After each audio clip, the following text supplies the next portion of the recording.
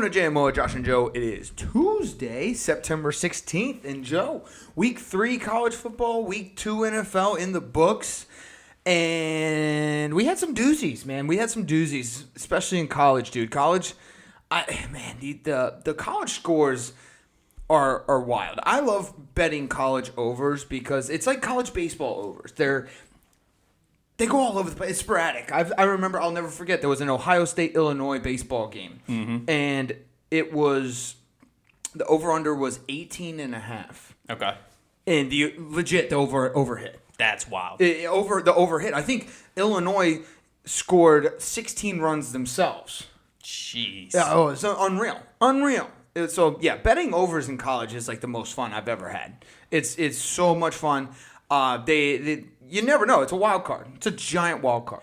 Well, every touchdown is like that much more excitement. And so you're like pulling for both teams at that point, like both offenses. Yeah. And the more scoring, the better, always. But how was your week? You had a good week? You do anything fun? Anything exciting? I mean, if you're an adult, What does that mean? So the last couple of weekends, we've been out. I've been out to the beach quite a bit. So yeah, that's very adult of you. And last weekend you did very adult things at the beach, didn't you?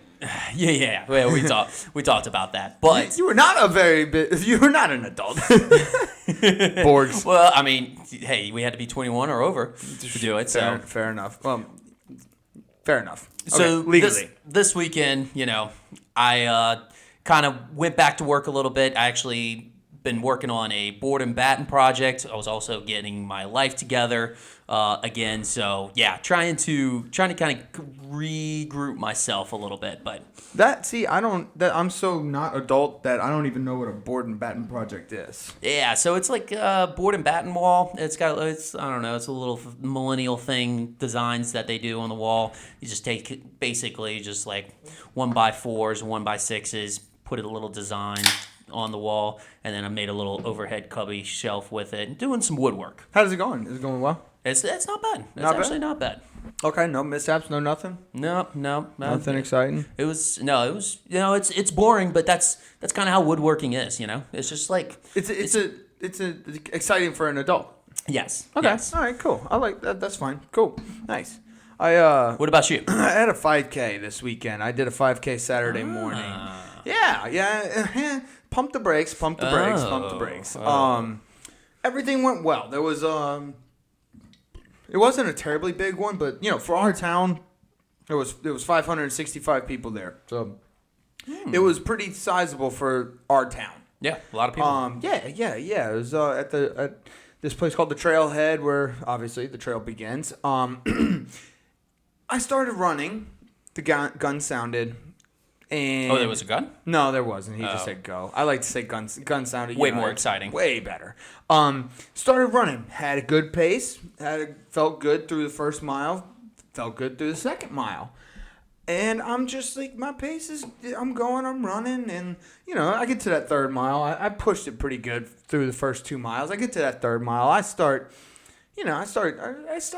I'm kind of gassed. But I still keep going. Okay? Because, we had the week before that, we had a triathlon, so I was still in decent shape. So I was pushing it. I crossed the finish line. I'm like, man, I'm tired, but I feel good. Okay. Everything's great. I get my I'm not the fastest runner, so it wasn't, 24:35. It's an okay time. It was a good time for me. That was a pretty good time. I was like, cool. I got 29th place out of 560 people. So, Okay. And then I get the email. The course was about a little over a tenth of a mile short. A tenth of a mile short? Yeah. Oh, gosh. Yeah, so that was a little demoralizing because I thought I did pretty good. 24:35 is pretty good for me. Yeah. But I don't know how to calculate it, so I'm just going to keep telling people I did 24:35 5K. Yep, that's your new time. That's my time. I don't care what they say. You know what? Maybe they messed up the measurement on messing up the measurement, They messed up the messed up. Messed up the messed up. Two negatives equal a positive or something like that, or whatever Gandhi said. Yeah. Mm-hmm. I mean, that's the worst, though, to mess it up, like, shorter. Like, do it longer. And at least, like, the times are, It always baffles me to see these guys run 5-minute, 40-second miles. The guy finished in like 17 minutes. He's like, "Oh, it wasn't a good time because it was short and I don't know what my time would have been." I'm like, "Shut the fuck up, dude. You suck." But anyways, it was good. Other than that, it was a good week. It was a good week. We had a fun time. I love after the races, you get free beer and shit. So I mean, like, come on. I mean, who doesn't like free beer? Exactly, especially after you've just been sweating out everything in your system. So And we talked about that on last episode, how it's definitely a top 5 beer. Oh yeah, post-race beer, top 5 beer for sure. But let's dive into some college football. We had obviously we're going to start with LSU, Florida, baby.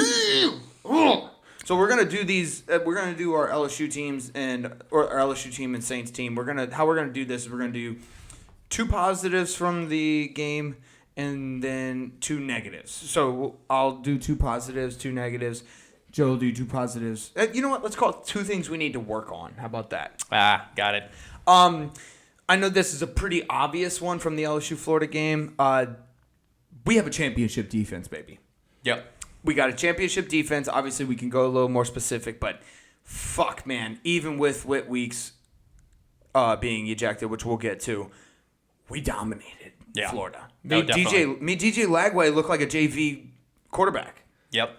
Holy shit. 5 interceptions, man. It was like, I think DBU might be back. That was my positive. DBU, it might be back. Either that or DJ Lagway is the next TJ Finley 2.0. Yeah, that's true. So, Lord. I mean, yeah, you could, I don't know. You could make a case for either one. But I like to think that DBU is back. And one of the things that can kind of back that up is Mansour Delane. Mansour Delane. Yeah, I know. I love how his name has 2 O's in it. It's like Mansour. Yeah. Is he French? I don't know. Anyways, he can keep being whatever he wants if he keeps playing like this. Whatever. But yeah, he's got 57 passing snaps, 11 yards allowed, 42.4 passing rating with quarterbacks, and then a 79.1 cornerback grade. Yeah, well, and here's the thing. He would have gotten an interception if DJ Lagway threw his way. Yeah. That's the thing. He's like the Darrell Revis of college football. Quarterbacks don't throw his way. Delane Island. Oh, that sounds that so actually good. flows pretty well. Oh, it rolls right off the tongue. Delane Island. Delane Island. I like it. Yeah, so that was obviously it was a very broad one, but my first positive was defense's championship caliber. You said DBU is back. They even have a nickname too. What's that? The Bayou Bandits. Oh, nice. They're bringing back the Chinese Bandits, but having a little spin on it. Okay, good. I like that because the Bayou, Chinese Bandits was in the 50s, right? It was 1958 national championship defense. Yeah. So I like that Bayou Bandits. It's a little, it caters to the Louisiana. It's Chinese Bandits. People did things in the 50s, and that's just, they won championships, so I don't care. Yeah, they had their reasoning for it. We'll just let it be at that. But yeah. But I guess they put the new 2025 spin on it. Yeah, Bayou Bandits, love it, and I'm sure they do it. They did it because of the Chinese Bandits too. Oh, of course. Like, let's bring this back. What's your second positive? So the second positive is there's absolutely no way to run out of Weeks brothers. No. We could just keep popping them out every single time. Yeah, and actually when they get married, it's basically like the Mannings of defense. They just keep popping their kids out too. Yeah. And their kids, we'll have generations of Weeks. You as a football coach and recruiter, you have to target like a family full of boys. Yeah, 100%. I mean, TJ Watt, or the Watts. The Watts, and then something close to LSU, another family lineage, maybe ups and downs with it, but the Jeffersons. Jordan Jefferson started off, maybe had like a little up and down career, but he was still a very talented person. Still took us to a national championship. Yep. And then Ricky Jefferson, who played safety, was a pretty good safety for us, and then obviously Justin Jefferson. The Bosa brothers. Yes. Like, come on. Think about it. The Carr brothers, like, even though they weren't the best, just find that's what you're supposed to do. Yeah. Just find a family with a bunch of giant fucking brothers. Yes. Yeah. My second one, I wanted to do something really specific. because since I did very broad, my second positive is, bro, we got a punter. We do have a punter. We got a punter. Grant Chadwick. Kind of a cool name. Kind of like that. Grant Chadwick. Yeah. Yep. He flips the field. Averaged 50.4 yards a punt.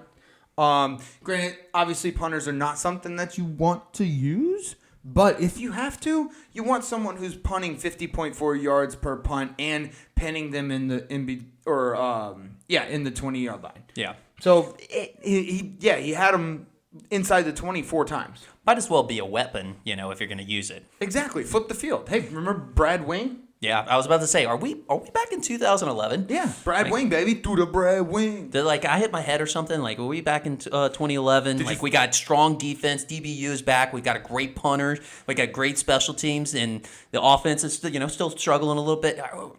I don't know. I'm confused. Did you fall out of a window? I might have. You might have fell out of a 2-story window and hit your head. Hit your head. Yeah. Is there a gash? Let me see. No gash. Okay. Okay. You can. It's just my head. Maybe a concussion. It's okay. Okay. Let's get some things we need to work on. Obviously, the offense is a big one. More specifically, I think going 4-14 on third downs needs to get better. Don't ask Brian Kelly about it, but we'll get to that. The third down conversions, it's not going to going 4-14 is not going to cut it. No. That's my biggest thing. Honestly, just the stop. I know we're going to have to get the third down probably, but let's avoid getting the third down. Because this is those are rookie numbers. You got to bump those numbers up. Yeah. I don't know. That was my one of my things we got to work on. No third downs. What's negative you got? Yeah, something to work on. I think physicality and execution on the run game. Mm-hmm. If run game is so crucial, I think the NFL is realizing that right now.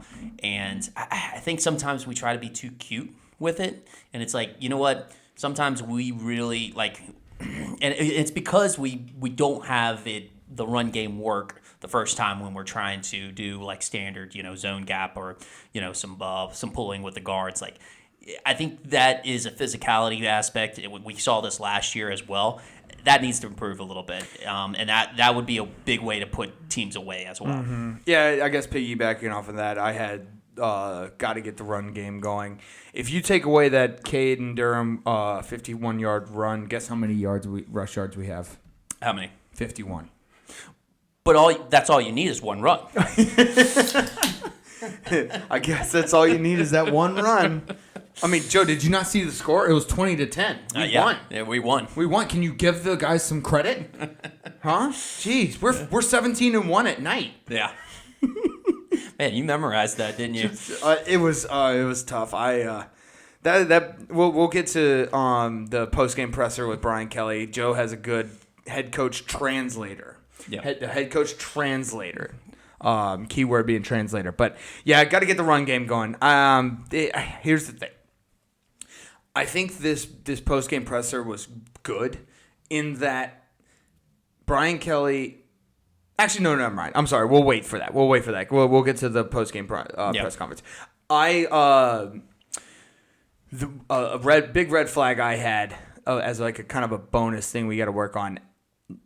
Brian Kelly said Nussmeier developed an injury, a torso injury, and he said it was basically because he threw too many passes in preseason.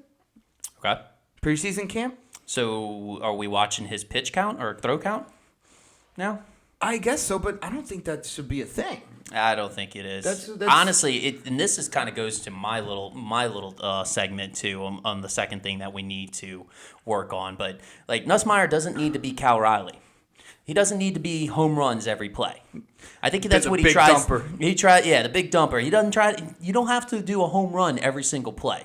And maybe that's what's throwing him off because he's trying to just chuck the ball down the field, with the moon ball Russell Wilson. No pun intended with the throwing off. Exactly. But yeah, so just work the offense. Let's get the open play.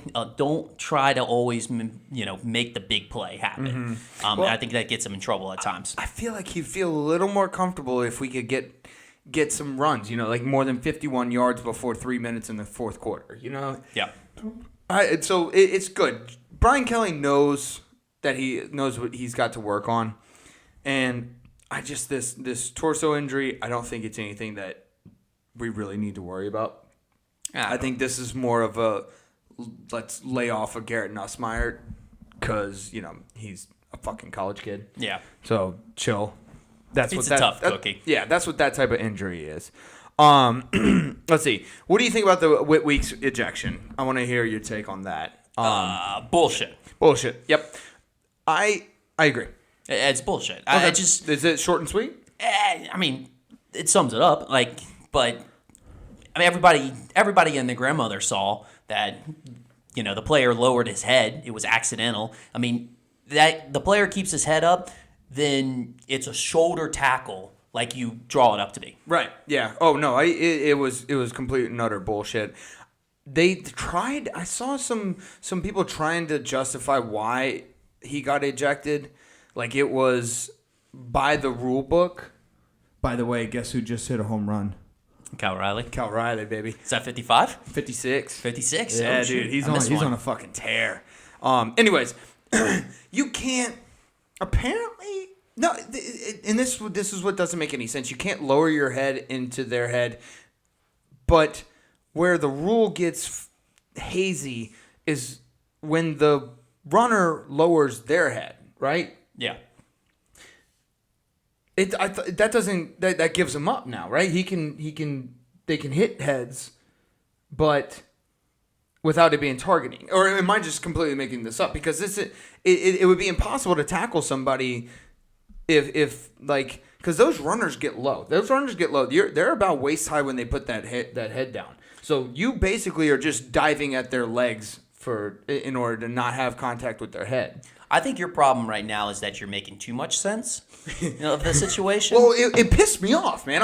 Me too. I was livid when he got ejected. That was terrible. Oh, it was a terrible call. It was an awful call, and especially with somebody like Whit Weeks, who has such an impact on the game and on our defense. Which, again, we still dominated without him, which is even scarier. This is a championship caliber defense, and I haven't been this excited about a defense since 2003. Yeah, it is unreal. That's a long time.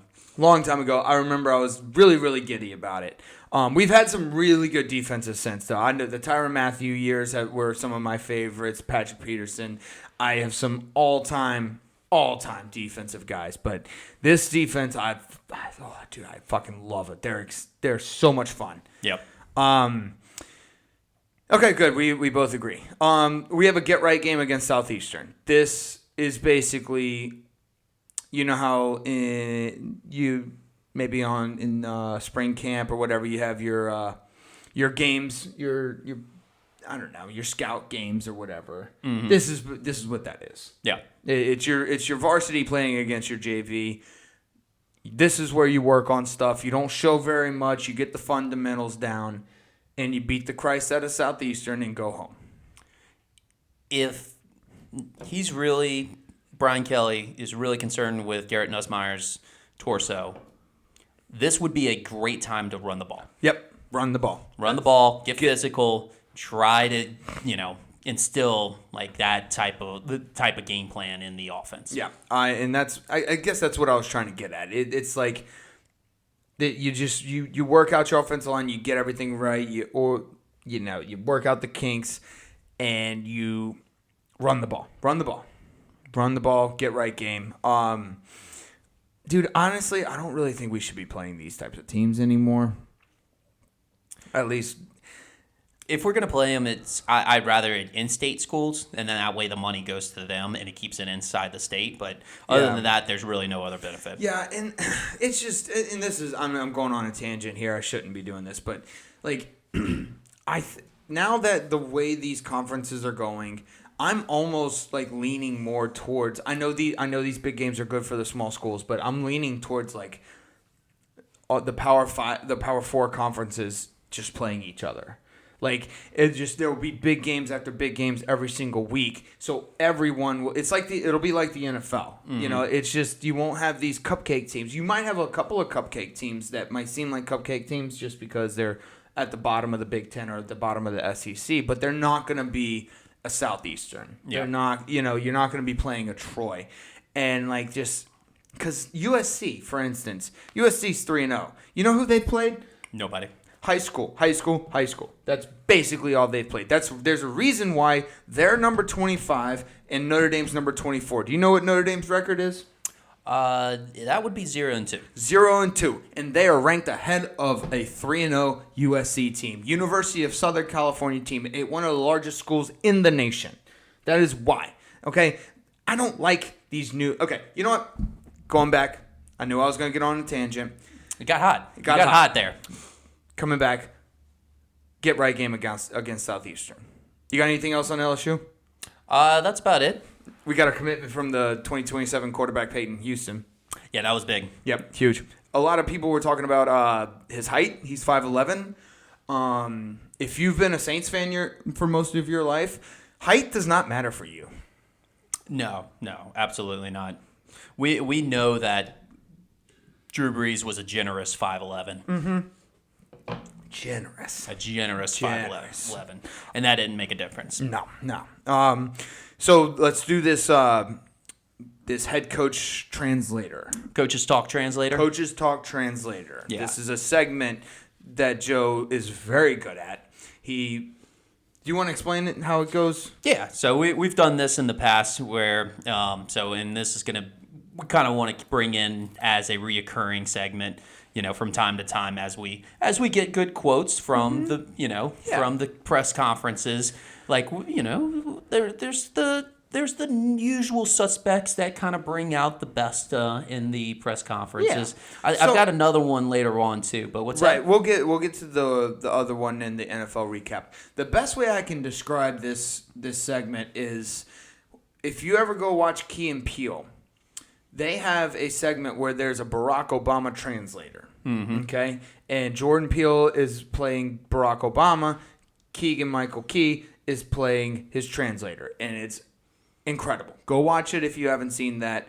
But this is kind of how to explain this. This is how it goes. Yeah, exactly. That was a good explanation. So, Brian Kelly, press conference. Mm-hmm. I believe everybody's seen it, but for the people that haven't seen it, he was asked a question after he went through his summary of the game and how it went.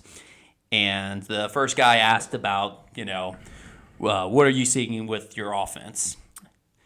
The quote, "Stop. Really? Is that the first question? We won the game 20-7. We play the game to win the game." Translation, I knew you fuckers were going to ask this question. But it had to be the first one? Really? I just went ahead and tried to explain myself to get myself out of this question, but you media people are relentless. Yeah. So, yeah, that was that translation. But that presser was it was funny. It was brutal. It could tell you really got if you didn't actually experience the emotions of the game watching the game, you got it from the press conference. Yes. Yeah.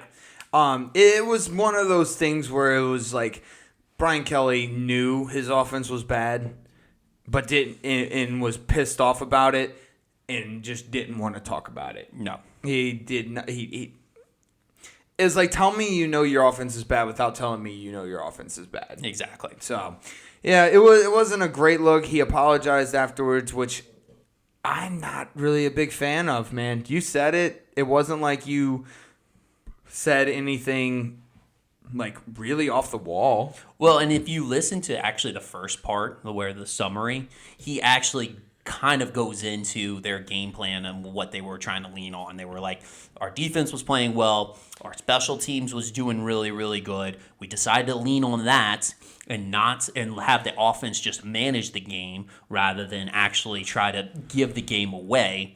And and that's so he was kind of already prefacing that. Mm-hmm. Which I think is kind of bullshit. Sure, they leaned on the defense, but not intentionally. But you're also still a professional at the highest level in the college football coaching game. You need to be able to answer that. Yeah, chill out. Hey, but LSU is 3-0. They got Southeastern I'm not complaining. Nope. I'm not complaining. We have a championship caliber defense. Defense wins championships, and that's all I'm gonna say. Let's do Miami versus South Florida. Miami trounced South Florida. That wasn't even a fucking game. I don't really have very much on this. It was a big media hype going in. I think Miami might be one of the more complete teams in the league. Yeah. I don't believe in Carson Beck, but he is a sufficient quarterback. He can do a sufficient amount in order to win games with that incredible Miami team around him. We said it week 1. We did say We said it week 1. This was a very talented Miami team. Oh, and the fact that Carson Beck was the type of quarterback that they needed. Yeah, absolutely. It really was. It was just that nice filler-in quarterback that, he does just enough. He actually had a decent game. But I don't think South Florida's that good. I think they just got hyped up after the big upset last week. Yeah, I mean, the Cinderella, I guess, is over. I was kind of hoping for that 2007 whenever they made it up to number 2 in the nation. I actually forgot about that. Holy shit. I was kind of trying to pull for that one a little bit again. That would have been Wasn't cool. that wild, huh? 2007, a wild time. Wild time. South Florida. Damn. University of South Florida. Let's do Georgia, Tennessee. This game was awesome. This game was fucking awesome. It was amazing. Oh, dude, it was everything we wanted it to be, honestly. Yep. And, hey, credit to Tennessee. Brazel and Staley are dogs. Yeah, they are dogs. Dogs, dude. It's like, dude, Joey Aguilar, all he has to do is he can close his eyes and throw it towards number 17. It's going to be a completion. I think their problem is, though, they get out into the lead too fast. Maybe like too big of a lead too fast. It's like, okay, here we go again with Tennessee. That's such a weird problem to have. You get out too fast. Yeah, no, they're just like they're going to cruise control. Yeah. Which cruise control for Tennessee needs to be just launching it every second down. Yeah. I believe that. Good. Here's the thing. Great comeback. Well done by Kirby Smart to keep his team calm, composed. Made the comeback. Gunnar Stockton. I think he's a good quarterback. He's proved me wrong. I kind of doubted him. Didn't think he was going to be like a championship caliber quarterback. Mm-hmm. And that game was big. I mean, huge. In Neyland Stadium like that to come out with a victory. That 4th and 6 pass at the 28-yard line for a touchdown to tie the game up. That was unbelievable. Clutch. What do you think this means for Josh Heupel? Nothing. No, nothing. I agree because it's a big game. And I also don't think there was too much hype on Tennessee. Like, we were just kind of waiting to see what they were, and the fact that they did bring Georgia. Like, honestly, I mean, the guy honestly should have made the field goal. Right. Like, that was they were one field goal away from actually winning this Correct. game. And if you kind of break it down, I think the holder was a little bit to blame on that one. Mm-hmm. He kind of stumbled on, like, delayed on getting it down just a hair. That kind of messed up the timing and everything. Yep. But that's neither here nor there. Yeah. I just like when they panned to the chick who, was about to risk it all on that kicker and then rethought her thoughts. That kicker could have been a hero. But what exactly did she do? You could tell in her face. I mean, it was just like. She was like a cute chick, so it was like one of those like. Oh yeah, no, the cameramen are really good at what they do. They're very good at what they do. Yeah. They know how to spot out the right people in the right crowd. But yeah, it looked like she was making that turning face to like man, I could have gotten with this kicker like. And then it was just like, yeah, no, never mind. Like, what am I doing with my life? You saw her entire process in her head. Like, exactly. Everything that was going through her head was all on her face. And yes. You could see the whole thing? Yep. Okay. So, but. Nice. But yeah, so they were kind of one play away. I will say Kirby did Big Dick Heupel at the end. I mean, he basically just ran the ball in a 3 tight end format the entire overtime. Yeah. He did not throw it once. I mean, well, he knew his personnel. That you know what he did? He that's film. Yep. He knew what his strengths were, and that's why you study film. Kirby Smart's a great He's a great fucking coach. Yep. He really is. You don't become national champions 2 years in a row without actually at least knowing what the fuck you're doing. Exactly. But yeah, great fucking game. Another great game. A&M versus Notre Dame. Jeez. Wild fucking game. Holy shit. I couldn't believe we were blessed with these games this weekend. Same. This is like, and this is not even the meat of the schedule, of the college football schedule, dude. This is just like week the 3 appetizer. Yeah. It's literally week 3. Dude, always love a Notre Dame loss. Mario Craver's a dog. Dude, fucking 207 yards on 7 catches and a TD. He's fast. He's very fast. He's very you fast. love him. Yes, he is somebody. Honestly, I was watching this game and I was like, you know what? I could play Texas A&M in college football 26. I could play as Texas A&M. Like that would be a team I would want to play as. Yeah. Oh, you'd be proud. I played NCAA for the first time, the new one. Yeah. This weekend. Little side note: I threw 8 interceptions, but Ooh, so DJ Lagway. yeah, pretty much. Who was I? I was Florida State. Actually, I played as Florida State in the. So close. Florida State. Well, no, and the guy I played with played Florida. Ah. Yeah, but here's the thing: even with 8 interceptions, the score was 14-7. Wow. Yeah. Did you have 7 interceptions against him? No. The thing I'm good at with the Madden and all the football games, I'm good at defense. I can play defense. I just can't throw for shit. I see. But anyways, yeah. I have a question though. Is Notre Dame out of the playoffs? Because if you look at their schedule, they have one team that is in the top 25 left on their schedule. Do you know who that team is? Is it Indiana? Nope. Illinois? Nope. Who is it? USC. USA. And they're ranked ahead of them at 0-2. While USC is 3-0. Yeah. Oh, that's funny. Yeah, so USC... So USC already has the chip on their shoulder. Well, I don't know. I don't know what they have on their shoulder. According to the AP poll, yeah, Notre Dame is 0-2 and ranked number 24. USC is 3-0 and ranked number 25. Although, like we said earlier, USC has played high schoolers up until this point. So, great. Dude, that's why college football is so awesome. This is 40-41, easy over. Like, and like, so when you bet the over and you get it's all just bonus material. Mm-hmm. Like, everything else is just bonus, especially if it's a great game like this. Yeah. Now I'm a little worried about Texas A&M on the schedule. Yeah, well, I mean, I don't know. We kind of knew what they were. Honestly, we just have to make sure we get Craver under control. Yeah, but, Craver needs yes. But Mario Craver is the. But hey, we're DBU baby, Bayou Bandits. Bayou Bandits. Yeah. So we can definitely lock them down. I'm sorry. What were you saying? No, it was just gonna. It was fine. this game was full with big plays. Big plays all day. Big plays all day. And like Marcus Freeman is a good coach. That's the thing. So like that's why I have a lot more respect for A&M now, because like it was at Notre Dame, right? It was. They went into Notre Dame, beat them at South Bend, and yeah.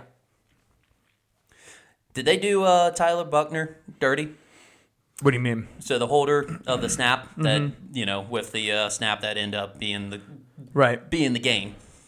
So the NBC broadcast end up showing him constantly afterwards, and then like the NBC reporters or commentators were just dogging him. Really? Like the entire time. Like it was kind of bad.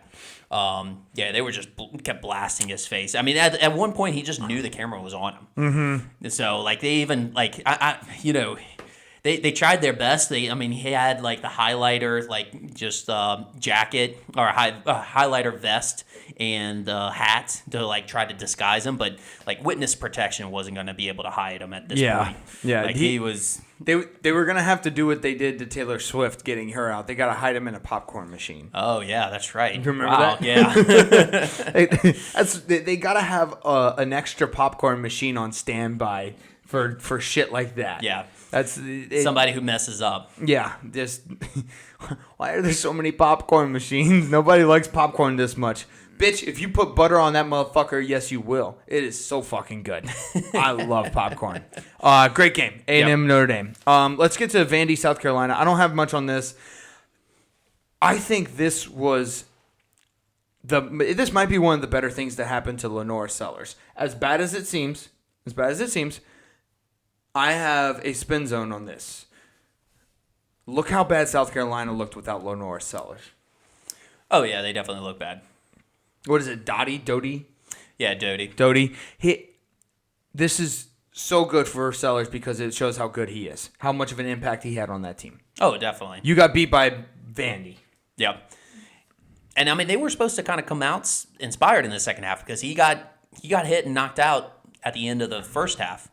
Well, no, it was. I thought it was in the. Well, I guess it was in the second quarter. Yeah, the second quarter, into the first half. I thought it was mid-second quarter. But anyways, whatever. It's. But I don't know if you remember seeing the ensuing play, which was kind of odd. They blew it dead, like as they were hiking. Mm-hmm. As they were hiking the ball, they blew it dead, which they kind of played out the play a little bit, and it was about to be like a big time play. And they did it to review the hit on Lenore Seller, which is odd because they took an injury timeout. They had all the time in the world to review it. Right. Shane Beamer was furious on the sideline. Absolutely. I mean, rightfully so. Furious. I would have been livid too. Yep. Okay, so they took an injury timeout and then they took another. And then they took another timeout to look at the play. That was bad. That's bad. Yeah. Good for Vandy, though. I guess I saw Theo Vaughn now has a date with Diego Pavilla's mom. Yep, I saw that. Okay. Well, I don't know which one that's good for. I haven't seen Diego Pavilla's mom. I'm guessing she's hot. She's cute. Okay. So I guess bad for Theo Vaughn. Good for her. I mean, if he's into it, yeah. Whatever. I don't know what Theo Vaughn's into, man. Does anybody know? No. But yeah, no, good for Vandy. Georgia Tech, Clemson, real quick.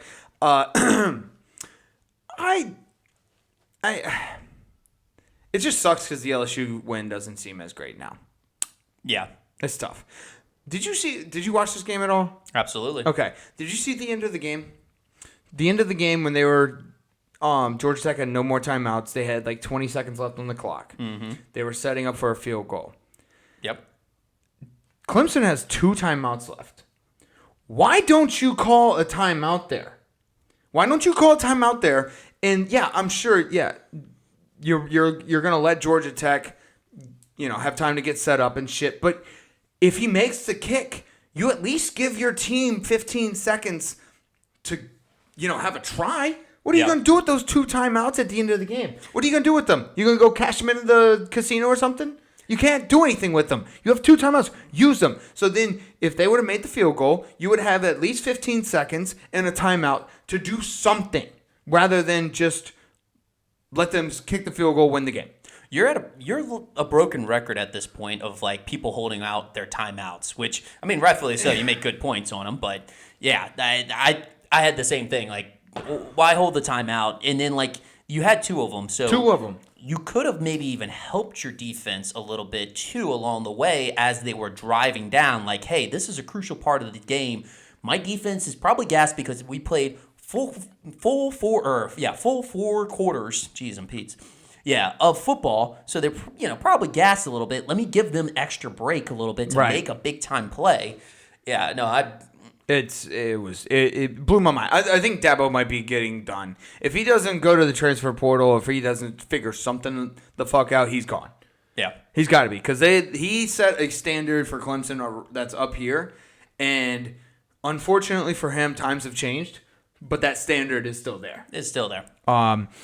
Yeah, fuck Clemson. I'm done. Real quick, Tulane versus Duke. Tulane. We thinking playoffs? Tulane, baby. Maybe. Oh, come on! I'm thinking. I like John Summerall.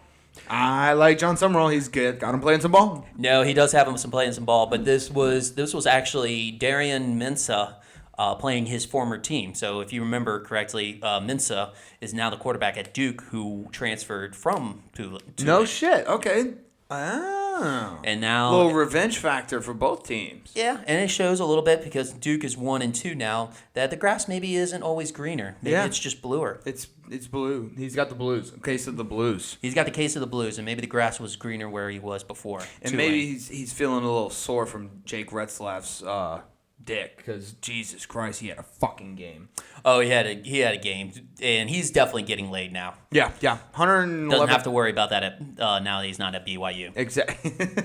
Exactly. 111 rush yards, 4 touchdowns, 4 rush touchdowns, and then to go along with 245 passing yards. That's getting laid material. Fuck yeah, getting laid material, dude. It was 31-16 at the end of the third. The rest of that was garbage time. Fuck yeah, let's go Tulane. I'm rooting for them to go to the playoffs so bad. I want them to go so bad. I think the last thing I have for college football, Georgia Tech Clemson, ACC was bringing out the interactive challenge review. Awesome. Interactive challenge review. Where we got to listen in with the refs. Oh, yeah. I'm so glad I forgot about that. I am so glad you brought that up. That was the coolest thing I've ever seen. Most amazing thing ever. Dude, so for people who didn't watch the Georgia Tech Clemson game, the entire review, there was I can't remember what the play was, but the entire review, they had to review it, and they basically had the refs mic'd up for the entire thing. Yep. We heard what the ref was telling to the booth and what the booth was telling to the ref. Mm-hmm. We heard every single thing. Their conversation, how all the questions they asked, all the angles they reviewed, it was all there. It was incredible. If you want to clear up like conspiracy theories that happen in football, because of like betting lines and stuff like that, that's the way to do it. That's the way. It was so cool. I loved every second of that. Yeah. I completely forgot about that, but I'm so glad you brought it up. Good on the ACC. Yeah, well Good done. on the ACC you on know that what? one. You don't do too many things right, but you got that one. Yep. You got that one. Good for you. You got anything else on college football? That's it. All right, let's go to NFL. Let's do the Saints 49ers. We got the Saints recap. We'll do 2 positives, 2 negatives. The Saints are fighting, dude. The Saints they're fighting, bro. Yeah. And this is what I was saying. They seem to be playing for Kellen Moore, which is a good indication of a foundation for a culture building. Yep. Yeah. And I think that's what, obviously I said this at the beginning of the season. That's my main concern this year. I need a culture building year, and these guys are playing for him. You can tell when a team's given up. You watch the Chicago Bears this weekend. You watch any game that Dennis Allen coached last year. There are teams that give up. That team, especially that defense, did not give up. They played their dick off. Yep. Yeah, and actually, I guess my positive kind of puts into a phrase what you had, and mine is exactly like the Saints are exactly what we thought they were, and all that we hoped they would be. Yeah. So, we didn't have very much expectations, which we understand that they're 0-2. I mean, obviously, it's going to be a rebuilding year. But all we hoped for was close games and that they were fighting till the end. I mean, we've basically been one possession away from winning 2 games so far. I actually had that note. We're honestly a couple of throws away from being 2-0. Yep. We're a couple of throws away from being 2-0. I think Kellen Moore has a good game plan. He's not like okay, game 1, Rattler threw 46 passes, but he toned it down a little bit game 2, and I think he's doing the most with what he has, and which isn't very much, especially on offense. Chris Olave is really good. Juwan Johnson's a big guy. He just can't fucking catch sometimes. And Rattler's the biggest question mark here or the biggest issue, because if you think about it, if he makes I'd say maybe 4 or 5 decent throws last game, we win that game. Easy. Oh, yeah. He threw some really dumb throws. Yeah. So yeah, dude, I'm doing this to myself. I should not be getting this excited about an 0-2 Saints team that has Rattler as their starting quarterback, but I kind of am. Yeah. The defense fired me up. So yeah, those are my We're a couple of throws away. Moore has good game plan, and the Saints are fighting. I love it. Problem is, obviously, penalties got to get cleaned up. Yeah, penalties got to get cleaned up. That's another thing that destroyed us last game. Destroyed us. I think we had 13 penalties the first game. I don't know. That may need a fact check, but the penalties have got to slow down. Yeah, I mean, and that's the signs of a not so good team. It's also rookie head coach, new system, new staff. You're gonna go through some growing pains. Mm-hmm. And like I said earlier, Rattler's got to make better throws. Yeah, that was actually my takeaway from the negative side of things was Spencer Rattler. I mean, he's a good QB. He can make some good throws. The problem is right now he's not a winner, which actually quite literally. Okay. But he hasn't been doing very hot wherever he's been, except for that first year at South Carolina. Yeah, but at the same time, still wait on Shuck. I'm not calling for a change right now. I'm not calling for a change. I'm just saying, like, Rattler might not be a winner. He needs to get the monkey off his back. He needs to get the monkey off his back for sure. 0-8, not great. No. But still, not calling for a change. Shuck should wait.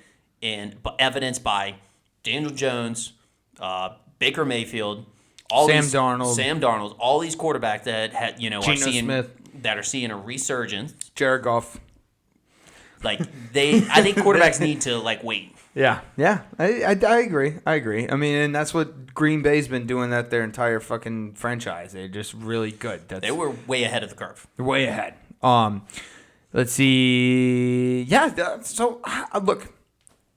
I mean, kudos to the 49ers. Mac Jones. Kyle Shanahan did what he could with Mac Jones. Mac Jones looked pretty good. Again, this is a bad Saints team, so. Let's tone it down there, 49ers fans. Calm down. But yeah, I'm happy with the Saints. Again, this is probably because the bar has been set so low for me that honestly anything they do, like if they do something good, yeah, let's go, baby. Yep. We got Seattle next week at Seattle. I still fucking hate Seattle. I still can't stand Seattle. Yeah, because it's like, dude, it's like every couple of months, the Beastquake fucking video pops up on one of my timelines, and I watch it for a little bit, and then you can't make it to the end. Huh? No, I never make it to the. I can't watch it. I can't watch the whole fucking thing. Yep. I haven't seen the Hold My Dick in a long time. It's a good thing. Yeah. So, I think. It'll be a hostile environment, but they lost their 49ers, and they beat a bad Pittsburgh team. We'll get to that. I think Rodgers is cooked. I think Rodgers is cooked. I don't think Pittsburgh's good, but that's it's whatever. We'll see. I don't know if I would take the spread for the Saints, but I want to see how we play. And how Kellen Moore does in a hostile environment. Yeah, no, that'd be good. I that's the thing too for me now is like these games we've been within one touchdown possession. I'd like to see us when we're within one field goal possession. If we can kind of keep it close to that amount, I want to see what Spencer Rattler is able to do then. Mm-hmm. He'll be a lot more comfortable. You can open up the playbook a little more. I'm not the biggest. I don't mind Blake Grupe. I don't like him, but I don't mind him. If that makes sense. Yeah. Okay, cool. Anything else on the Saints? That's about it. All right, let's get to the Cowboys Giants. Talk about kickers. Yes. That's why a kicker is important. Brandon Aubrey is a fucking dog. Did you see that 64-yard kick he did? Absolutely. Okay, it could have been good from 75. Cam Big Dick Little can go fuck himself because that would have been good by 75 yards. Yeah, I mean, who needs Michael Parsons when you got Brandon Aubrey? No, they do. They do. They do. If you 37 points is proof of that. If you let Russell Wilson throw for 450 yards against you, yes. You're just lucky your offense actually looks really good. That's what happened. And I hate to say it because, I mean, like, Dak is – I don't hate Dak. He's an SEC guy. He's kind of bland or blah or whatever. But, like, you know, the Cowboys' offense looked good. They really did look good. Little personal note, I had this – I'm in a Survivor League, and this was my pick. I had the Cowboys. Oh, so you were sweating this one. I should not have been sweating this much. But if you think about it, Survivor, I think the first 2 weeks are the biggest toss-ups. Mm-hmm. And I know a lot of people went with the Ravens, Cleveland. I don't know. I felt good about the Cowboys for some reason. And, need the Ravens in your back pocket for later. I have the Ravens in my back pocket. I still got the Bills in my back pocket. I got a couple other good teams in my back pocket. So, like, I was trying to save because I went Denver week 1 against the Titans, which ended up working out for me. But, yeah, no, this was a great game. Great game. Got a question for you. What's that? Obviously, the loss is not good for the Giants. But this might be an even worse thing for the Giants. Because now they might be stuck with Russ. Yeah, they definitely have to. I mean, who benches a 450-yard passer? Exactly. It's bad. They would be the laughing stock of the NFL if they did. But I mean, like, and not only that, it's like you lost the game, but then you also had your quarterback that you don't want playing anymore throw for 450. Dude, that's tough. Well, I will say Jackson Dart did get into the game, which actually turned out to be a pretty good run for Cam Scatterboo.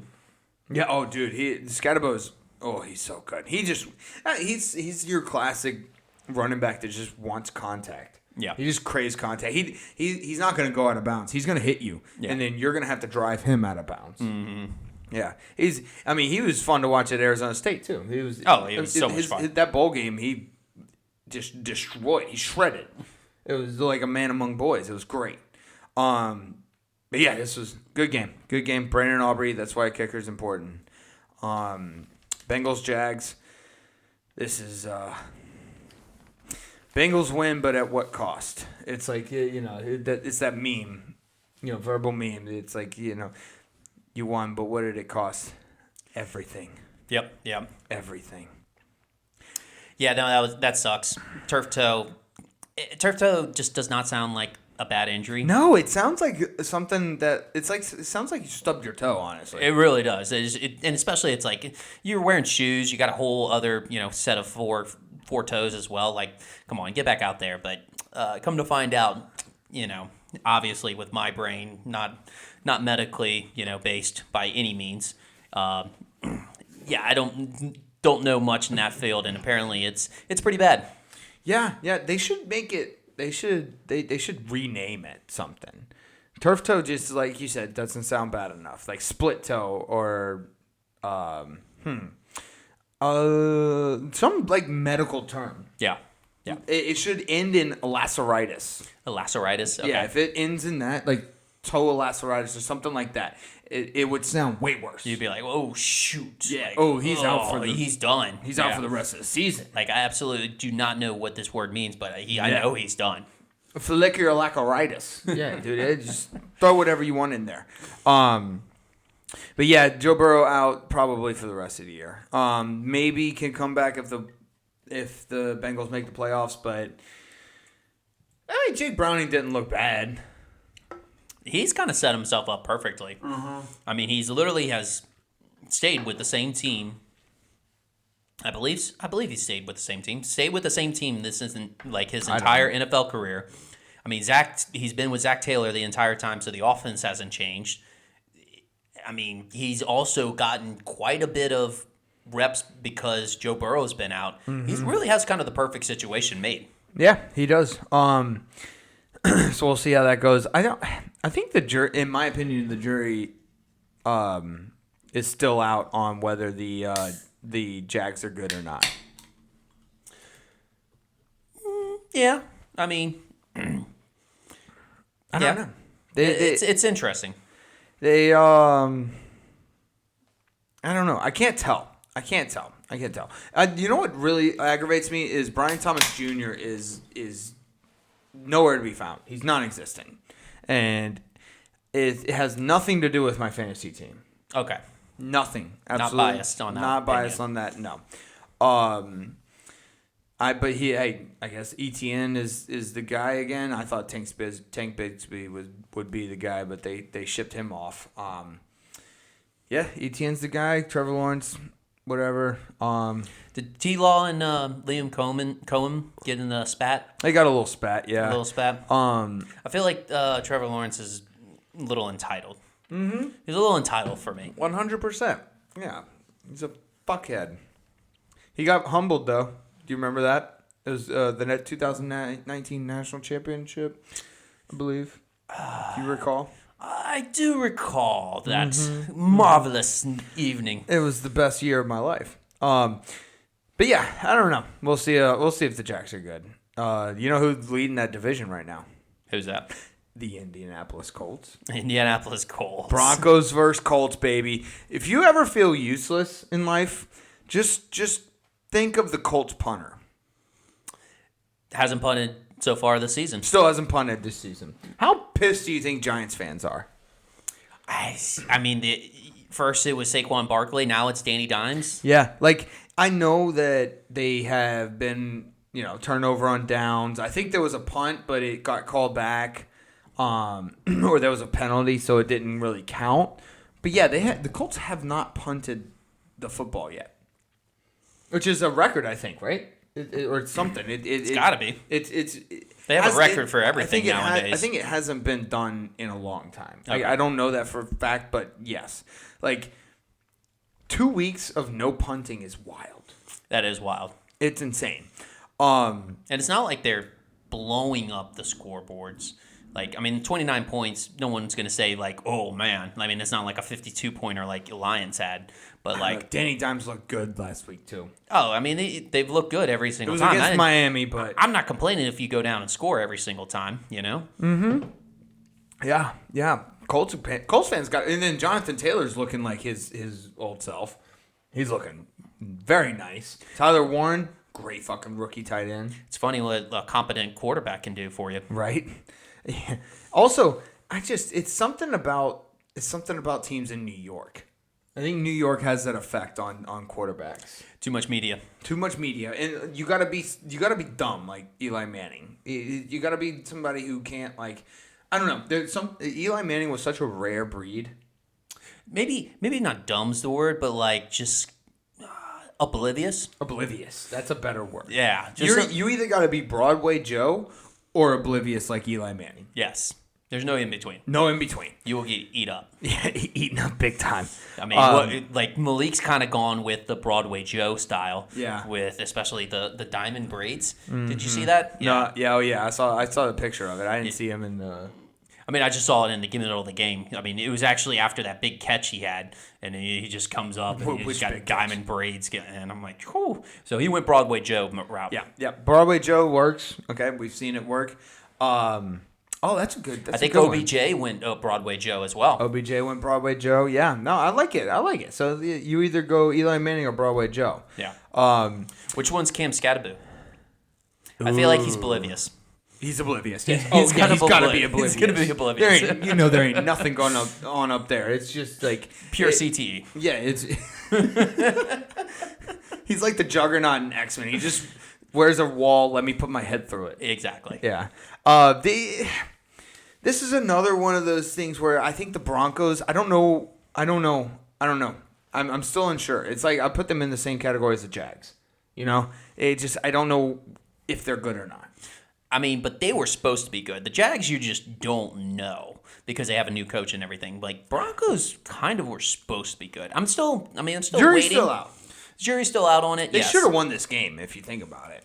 With the penalty on the long snapper. Yeah, I mean, I know people, especially Bronco fans, are going to dispute that, but I don't know. I mean, the rule is the rule. I know you like can't it or do not. it. You can't do it. You can't do it. I know. Let's see. Let's get to the Eagles Chiefs. I actually really don't have very much on this. The Eagles defense is really good. That's all I got. The other thing I have. This might be a very dangerous spot for people who are playing the Chiefs from here on out. It's like one of those things where, like, they're 0-2. They're kind of banged up. They got some guys that are out. And they have a chip on their shoulder. They have an underdog mentality. And they have Patrick Mahomes and Andy Reid. I think it's dangerous now. If you're going to play the Chiefs, this is a bad spot to be in. Yeah. Just the hunch I have. Yeah, no, that's a way to put it. Because honestly, if you listen to the media, and I feel like it's also along with like the bandwagoner fans from the Chiefs that picked up, just like the Patriots used to back in the day, and the Eagles are picking up now, but.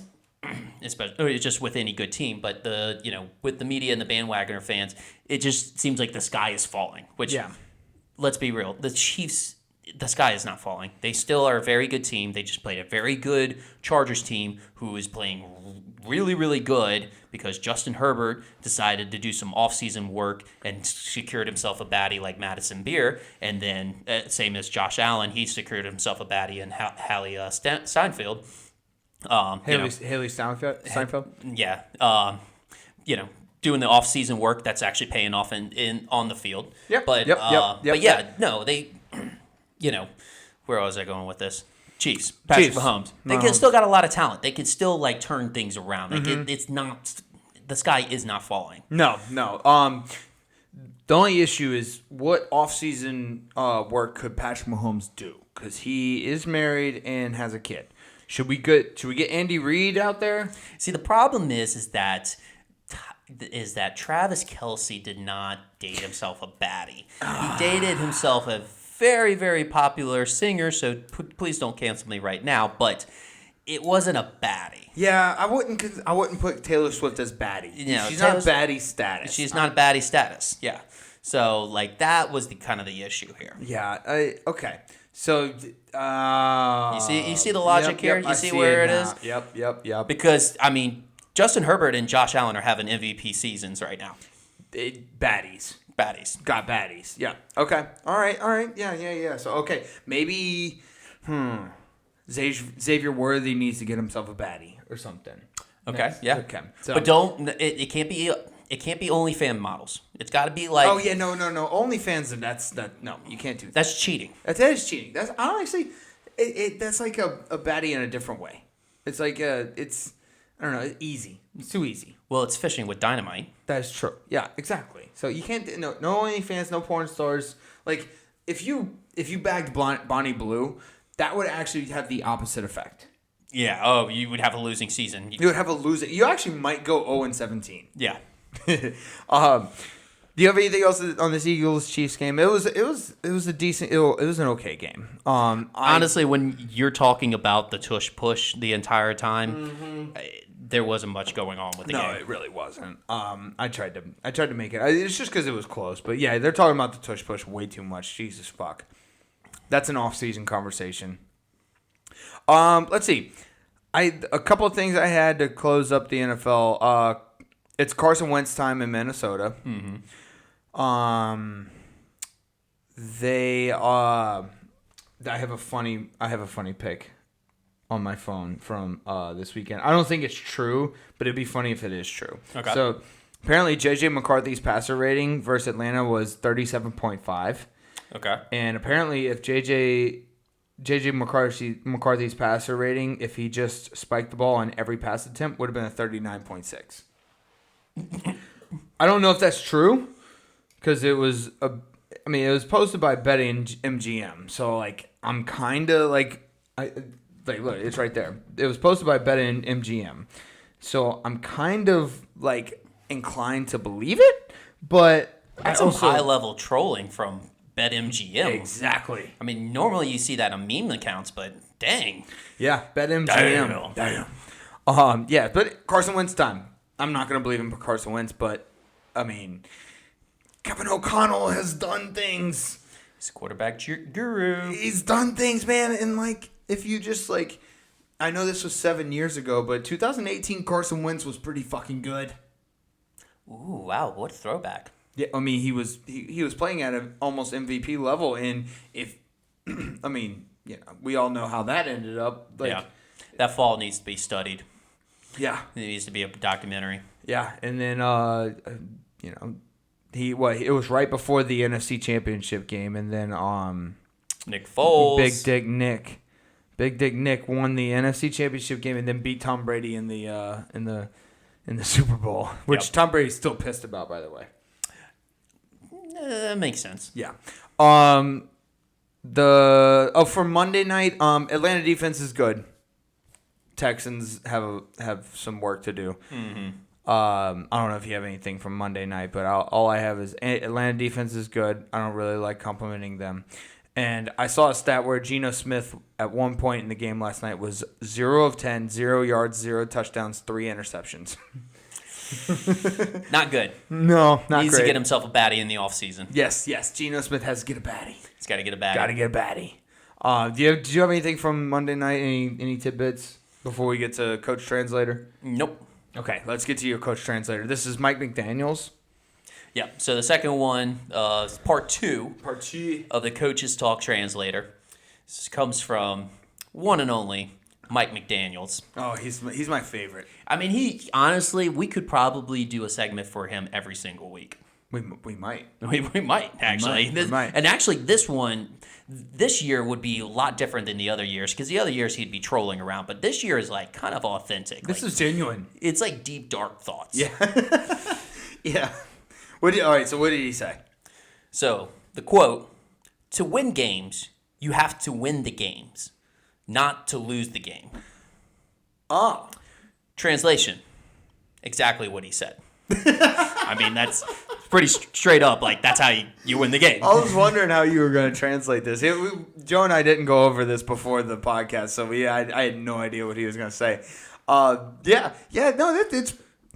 It's pretty spot on. There's no translation on this one. That might be the quote of the week.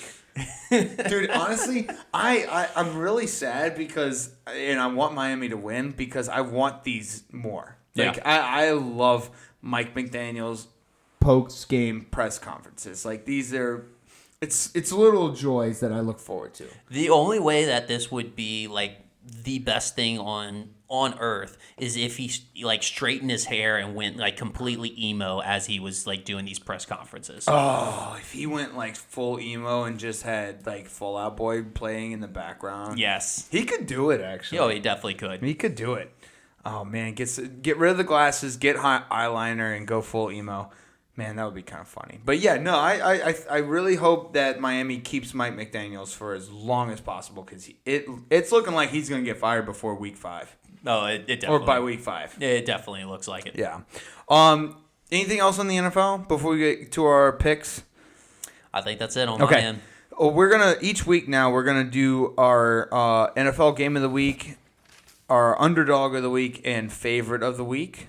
We might throw in college next week. I think we're going to throw in college next week, too. Okay. I love gambling. But basically, game of the week is going to be what we think is going to be the best game of the week, the most entertaining game of the week. Underdog of the week is who we think the underdog you should bet with the spread. And then favorite of the week is basically the team that's favored is definitely going to win.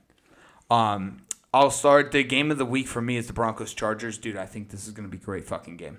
Okay. It's a division game at in L.A. I don't know. I feel like Sean Payton has to have some stuff to prove. He definitely. The Broncos have to win. But here's the thing. I think I'm going to put my money on Jim Harbaugh in Chargers -2. And I'm going to bet the over on that. Okay. I think I don't know. It's like at 46.5. So I think that's a good over because, I mean, obviously the Chargers, are playing well right now, and the Broncos, I feel like this is a very must-win type of game for them. So I think things can open up. I like it. Love this game. What's your game of the week? Game of the week, I'm going to actually go with the Monday Night Football lineup of the Lions and the Ravens. It's going to be so good. I mean, that was a very good pick for this week for Monday night. Yeah, I like it. I mean, what more can you say? You got Jared Goff and Lamar Jackson going against each other. Dan Campbell, John Harbaugh. Dude, it's such a good matchup. It is really good. The only reason I wanted to pick this one, but I just don't know. The Ravens at home, they're tough. And like this, you saw a 52 burger. Yeah. From Detroit, so I think it might be a pump the brakes type thing, but yeah, no, this has on paper. This has everything you want for a game of the week for sure. Who are you picking? Did you think you? I honestly probably, because I feel like the Lions need to win this one. I would pick Lions spread, but I think Ravens going to win. Lions spread. Okay, what's the spread? Because I think the spread is like a decent amount. I think it's about like 6.5, if I remember correctly. No, that sounds wrong. That's way too much. That's way too much. Yeah. It is. 4.5. It's 4.5. Minus Baltimore minus. 4.5. I remember it was a lot of points, so I'm taking Lions on the spread, but I would pick Ravens to win the game. Okay. The over under is 52.5. That's a lot of points. That is a lot of points. I might go the under on that. Especially with a primetime game like that, they tend to be a little bit slower. Yep. Let's see. My underdog of the week. Cowboys versus Bears. Cowboys are plus 1.5.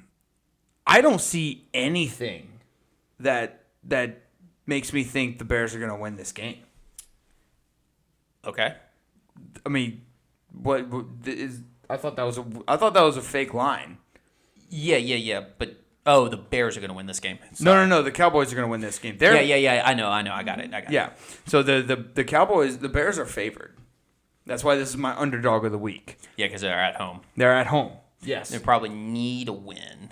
Yeah, but they don't believe in the Cowboys. I saw this one too. I was a little bit confused. Cowboys just picked up Jadeveon Clowney too. So I'm not saying that's too much, but I mean at least they're trying. I for some reason I think the Cowboys plus 1.5. Honestly, Cowboys money line is what I'm gonna bet because I think 1.5 and under. I mean, we've always said this. 1.5 and under is a money line spread. Oh, so it's a money line spread. So if you're plus 1.5, you might as well hit the money line. You're going to get better odds. But yeah, that's my underdog of the week. Cowboys. Underdog of the week, I've got LA Rams 3.5 aggressive over the Eagles. I love that. They came alive, and their offense came alive in the second half. They did. I think last week. And I'm kind of putting this on kind of a big emotional game that they had against the Chiefs because that was a hard-fought game. Yep. Through and through. A little hangover. The little hangover I'm expecting. And then the Rams are a pretty complete team. And it's one of those teams that year in, year out, Sean McVay, like if you don't have your A game against them, they will beat you. Sean McVay did get hurt last game, though. Yeah, that's right. I got to see the injury report. Got to see the injury report on Sean McVay. Yeah, you got to watch it. Because I remember that when Sean Payton got hurt that one year too. I mean, it makes a big effect. Yeah. I'll check the injury report. I'll come back on this one. Get back with me. So my favorite of the week. Oh, by the way, the Cowboys versus Bears. I'm betting the under for sure. Okay. I don't know what it is, but I'm betting the under. it's for sure. It's probably way too inflated. I think it was. Hang on, I'll pull it up real quick. I think it was like 52.5 or something like that. It was something weird. Oh, 49.5. Okay, maybe not. I don't know. Maybe going down. Maybe a lot of people doing the under. Yeah, I mean, I think that would have been the smart. But my favorite of the week. My favorite of the week is the Bucks. It's going to be the Jets at the Bucks. Bucks minus 6.5. Book it. Book it. Bucks are definitely going to beat the Jets by 7 by a touchdown or more. Okay. 100%. That's my pick. My favorite of the week. Book it. So my favorite of the week, this one kind of pains me, but I don't know why I gravitated towards it so much because it is a divisional rivalry game. I picked the Falcons 6 points over the Panthers. Oh man! I almost picked the Panthers 6 plus 6. I mean, it's a lot of points. It's a lot of points, but that pass rush kind of looks for real. Oh, yeah, that's my only thing I had on the Atlanta game was the defense looked good. And I mean, if you get a pinky on Bryce Young, he's going down. He's so small. He's so small. So like him and Kyler Murray playing against each other was the funniest thing I've ever seen. Little peewee football out there. It was peewee football, yeah. it was like a fifth grader playing with the seventh and eighth graders. Yeah.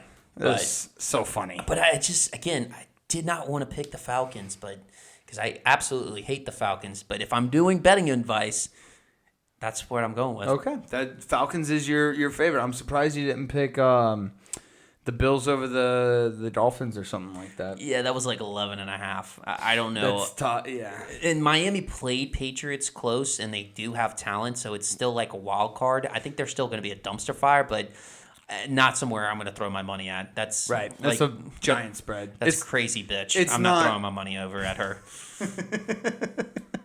She will ruin your life. She will. Exactly. Yeah. Right? You get it. Yeah. Anything else? I got some NBA news real quick. That's it for me. Yeah. This is a sports podcast, so I kind of feel obligated.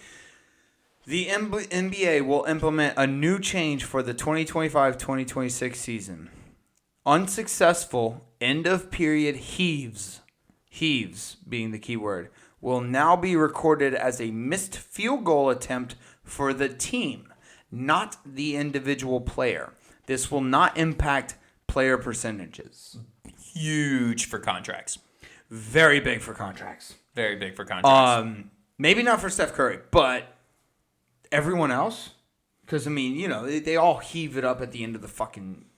into the half. Yeah. Like, some guys are just better at it than others. I would like to see the percentages for Steph Curry versus everyone else. He's got to have a probably like 25%, 30%. Oh, yeah. Heave percentage over everybody else. Percentage. You know what? That actually could be what they do. It would be, instead of being a team stat, it would be a individual stat, but it would be, instead of, you know, you got 3-point percentage, field goal percentage, heave percentage. A heave percentage. Heave percentage. And that should not count against your, you know, which I guess it would be, that's what they're doing, is making it a team stat. But yeah, so that won't count against people. Yeah. Yeah, you've got to credit the people that are trying their hardest out there. Yeah, and honestly, good move on the NBA. When I saw this, I was like, cool. I honestly like seeing, you know, players chuck it from 3/4 of the court. Oh, absolutely. It's honestly, especially like at the end of the half, you know, and like they hit it. Oh, it just juices you up going into halftime. And you could tell some people were hesitant, and maybe it was because of that, because they're like, oh, I'm thinking about my contract. Like, what's the chances of me actually making this? Maybe now they'll actually be like, all right, well, hey, let me chuck it up. Yeah. Not everybody's a Steph Curry or Jamal Crawford, man. I was thinking more of the Dame. Dame Lillard. Dame or maybe Trae Young. I feel like Trae Young's good at it, too. Those are probably some heavers. Mm-hmm. Yeah, Jamal Crawford was more of like the most awkward-looking threes. He would make every single weird-looking three. Oh, yeah, definitely. Great. 6th man of the year, all time. But you got anything else, bro? I think that wraps it up. I think that wraps it up, too. We went a little long, but it's okay. We had a lot of sports to talk about. We will see y'all next week. Later.